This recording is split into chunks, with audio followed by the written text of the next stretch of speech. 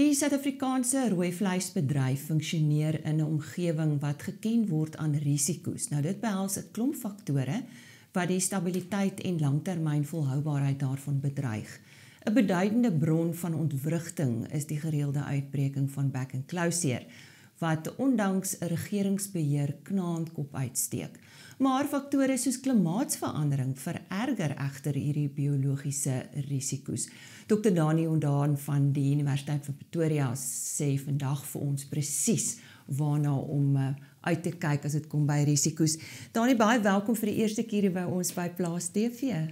Baie dankie, ek waardeer dit. Kom ons begin deur te gesels oor die impak van klimaatsverandering. Praat met ons daaroor. Dis reg. So, ons werk het nou spesifiek gekyk na die risiko's in die rooivleisketting en hoe dit 'n rol speel van die produsente vlak af regdeur tot by die verbruikersvlak. En deel van die interessante kwessies wat na vore gekom het is die rol van klimaatsverandering plus dan nou gekoppel aan die wisselvalligheid in die klimaat. So, en ek dink dit raak redelik duidelik vanuit die respondente se antwoorde aan ons dat daar 'n redelike bekommernis rondom die wisselvalligheid in die klimaat is en die risiko's wat gekoppel is aan klimaat rondom droogtes, dalk meer onstabiele reënval en hoë temperature en daai klas van kwessies. En dis veral relevant vir die rooivleisbedryf omdat dit grootliks 'n ekstensiewe tipe bedryf is. So ons kan sien in die rolspelers wat vir ons inligting gegee het, dat hulle baie bekommerd is oor die rol wat die klimaatswisselvalligheid en die klimaatsomstandighede gaan speel in die proses om te produseer. Wat is die verbandhoudende aspekte van die risiko's in die rooivleisbedryf? Ja, so ons het gekyk na 'n klomp faktore. So ons het gegaan na rolspelers reg oor die rooivleisbedryf en ons het probeer om 'n ketting benadering te volg en ons het gegaan vanaf produsente reg deur die voerkrale, verwerkers tot by die kleinhandelaars en vir almal gevra wat dink hulle die groot risiko's in die rooivleisketting is. Die gedagte was is om dieselfde vrae vir almal te vra sodat ons dan nou kan oor die hele proses kan sien wat dink elkeen en of daar almal saamstem of nie saamstem nie. So wat ons gevind het in die proses is daar eintlik 'n reeks van risiko's is. Maar dit is baie interessant dat dit verskil. So elke rolspeler het eintlik verskillende risiko's. En in 'n sekere opsig veroorsaak bietjie blinde kolle. So almal verstaan nie die ander rolspelers se risiko's aan die een kant nie. En daar's 'n klomp risikofaktore wat na vore gekom het. Faktore wat verband hou met byvoorbeeld marktoegang en dat die uitdagings altyd maar kompleks is om seker dat die marktoegang, dat jy goeie marktoegang kry, markpryse kwessies is. Ons het ook gevind dat van die respondente ons laat weet dat winsgewendheid op die stadium in die proses toe ons nou deur die vraelyste gewerk het, die winsgewendheid regtig 'n kwessie is en dit is ook vir al die rolspelers in die ketting. So dis alles faktore wat 'n soort van 'n bykomende of 'n versnellende rol het om in hierdie sektor of risiko te veroorsaak. Party gaan 'n bietjie oor gefragmenteerde beleid, dat die beleid nie altyd ondersteunend is nie en soms is dit beleid onsekerheid. Dit wat interessant is op 'n oorkoepelende basis is dat daar's eintlik 'n klomp risiko's wat die rolspelers geïdentifiseer het. Nou maar wat is die doel van hierdie risiko-assessering wat julle gedoen het? So die doel wat daarvan was gewees is dat dit is baie maklik om te gesels oor risiko's in die algemeen en om mense se verskillende menings te kry rondom dit. Maar wat ons doel was spesifiek was om te kyk hoe doen ons dit op 'n gestruktureerde manier dat ons eintlik hoeveelhede kan koppel aan dit om te sê goed, maar wat is prioriteit nommer 1 of wat is die grootste risiko en wat is watter van hierdie risiko's is iets waaroor ons regtig bekommerd moet wees. So die gedagte was tweeledig gewees. Eerstens is om nou 'n soort van 'n gestruktureerde proses te volg om by die punt uit te kom dat ons kan kwantitatief kan sien watter van hierdie risiko's regtig vir die rolspelers belangrik is en waaroor hulle baie bekommerd is.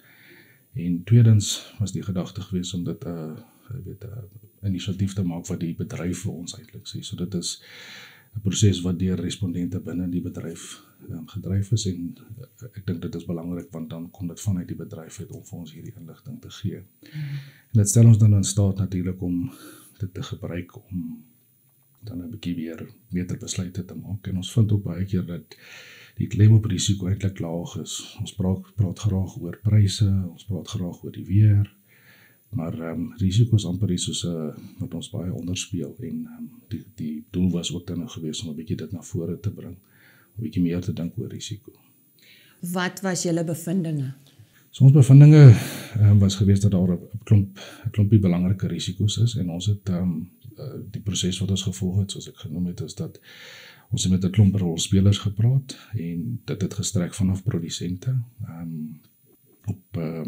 wat op die plase is regdeur tot by die groothandelaars en kleinhandelaars.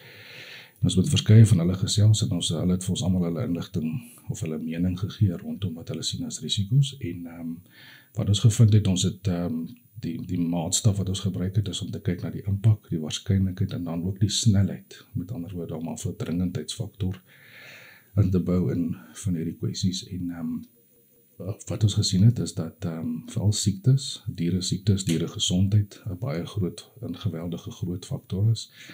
En ek dink dis iets wat wel bekend is, maar die blote feit dat dit nog so kommerwekkende afmetings het rondom die bedryf se bekommernis oor dit, sê daar's eintlik nog heelwat ruimte wat ons kan gebruik, of ruimte wat ons het om iets te doen om dit 'n lae risiko te maak.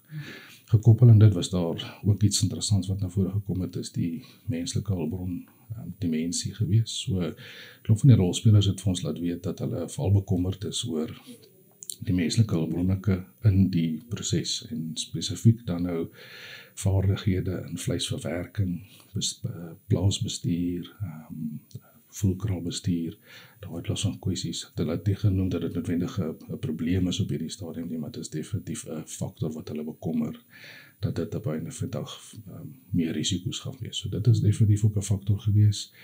Produksietoestande is altyd maar 'n uitdaging vir die produsente, hoë kostes, lae winsmarges. Dit is ook faktore gewees.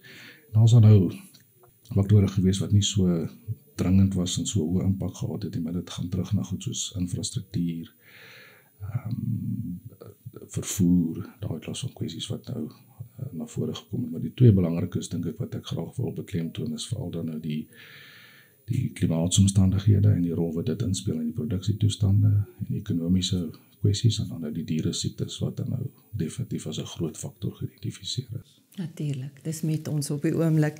So wat is julle aanbevelings? Ons aanbevelings is dat daar 'n paar vlakke is wat ons dink 'n belangrike rol kan speel in die bestuur van hierdie risiko's. So wat lekker is met hierdie is dat gee baie breë oorsigtelike soort van posisie rondom die risiko's wat daar in die bedryf is.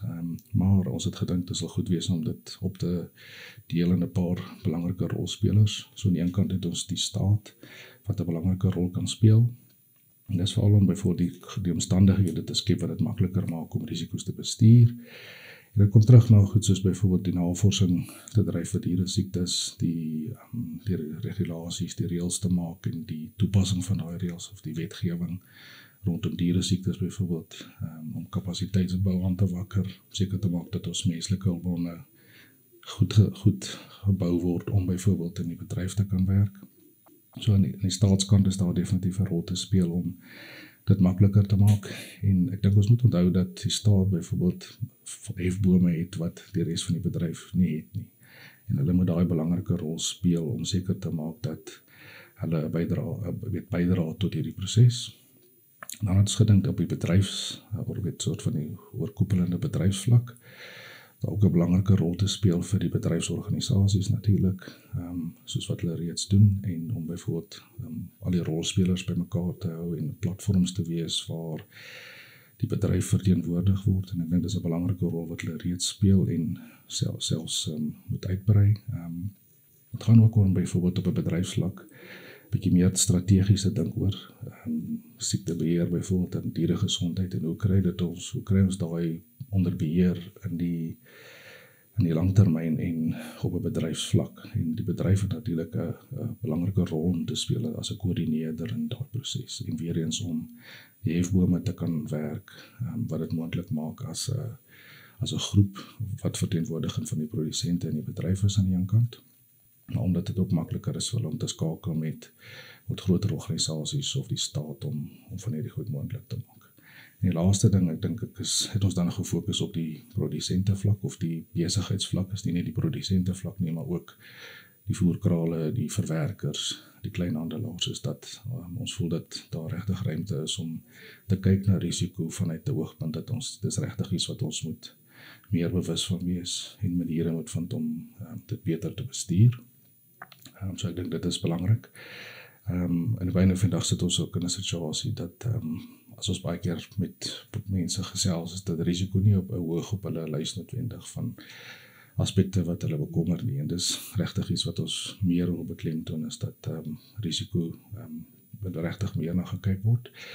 En dan het ons ook gedink dat iets soos veerkragtigheid, om seker te maak, dis iets wat ons ook nie noodwendig baie na kyk nie, om seker te maak dat ons besighede gebou is met veerkragtigheid, sodat ons in 'n situasie kan kom waar ons die besighede eintlik beter toegerus is om byvoorbeeld hierdie risiko's te hanteer. Klink asof julle nog heelwat het om te doen, so hoe lyk die pad vorentoe? Ja, so ek dink die pad vorentoe is dat daar heelwat, ons wil graag meer van hierdie werk begin doen, en om, soos ek sê, om te kyk dat ons in 'n posisie is waar ons dan nou regtig baie doelgerigte advies kan gee aan die een kant, rondom van die fasette. Die gedagte op hierdie stadium was net gewees om te kyk op 'n bedryfsvlak. En ek dink uit ons werk uitgekom het, is dat daar's 'n paar baie duidelike kwessies wat risiko's betref, en dis definitief, dit gee vir ons amper 'n soort van 'n doenlysie om te kyk na hierdie spesifieke kwessies, en natuurlik al die rolspelers het dan nou baie spesifieke doelwitte rondom dit. En ek dink die 2 punte wat ek graag mee wil afsluit in daai opsig is, ons verwag nie dat risiko's minder gaan word nie, en dat dit minder kompleks gaan word nie. Dit gaan inteendeel dalk meer word en meer kompleks, en daarom moet ons regtig baie werk doen om seker te maak dat ons regtig gereed is om dit te kan hanteer.